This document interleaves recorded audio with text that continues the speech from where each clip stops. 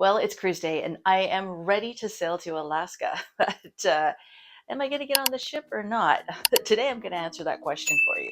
So, as you know, I booked on the Holland America standby program, and that's changed a little bit. The way the program currently works is you can pay $99 per person per day for an inside cabin or an ocean view, or you can pay $129 per person per day for a balcony.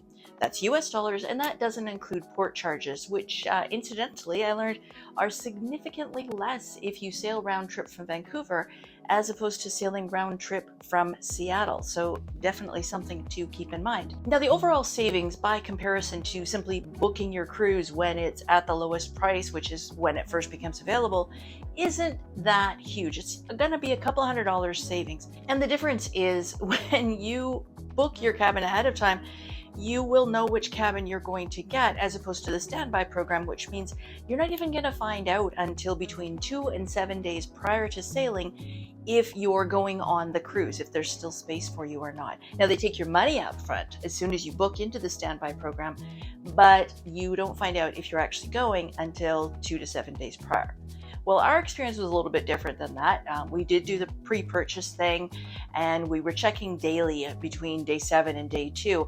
And on day 2, we actually called and said, what's going on? Is there space? Are we going to get on the cruise? And they said that we would be informed the following day, which means to say it would be Friday that we would find out before Saturday, which is one day prior to sailing. So we weren't comfortable with that. At that point, they said, if you want to go ahead and cancel, you can, and we would get a full refund.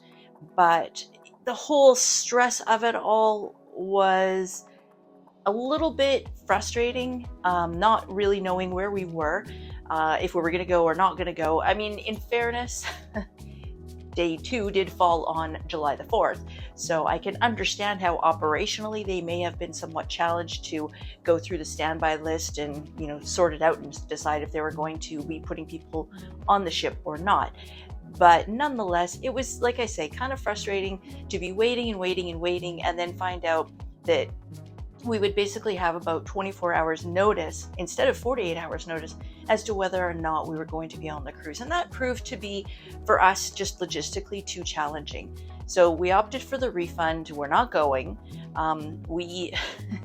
It looks like pretty much everybody who was on the standby list for this cruise didn't make it on. And I mean, in fairness, it's a long weekend right now, so there's probably a lot of people who are booked onto the cruise, and it's also peak of summer. I mean, the kids are out of school now, so if you're doing the standby program, really, that's probably best for the very beginning of the season in May, and also at the end of the season in September when the ship is going to be less full. I mean, the reason it's less full is because the weather is very unreliable at those times, and a lot of the things may not be as fully operational as they are in the peak of summer. So it's a give and take. Would I recommend the program? Probably not, because it's not that great of a savings. And honestly, the amount of stress that you go through trying to decide, am I going, am I not going, am I going, am I not going, is a little bit much for most people. If it works for you and you understand, all the hooks and the roller coaster ride that you're going to go on, go for it. But I'm not sure it's for me. So I think I'm going to go the confirmed route next time. So let me know what you think. Would you opt for something like this if it's a couple $100 savings, or would you just go the confirmed route? I'm really curious. If you've enjoyed this video, please consider giving it a thumbs up, and don't forget to subscribe so you don't miss out on future videos. We'll see you on the next one.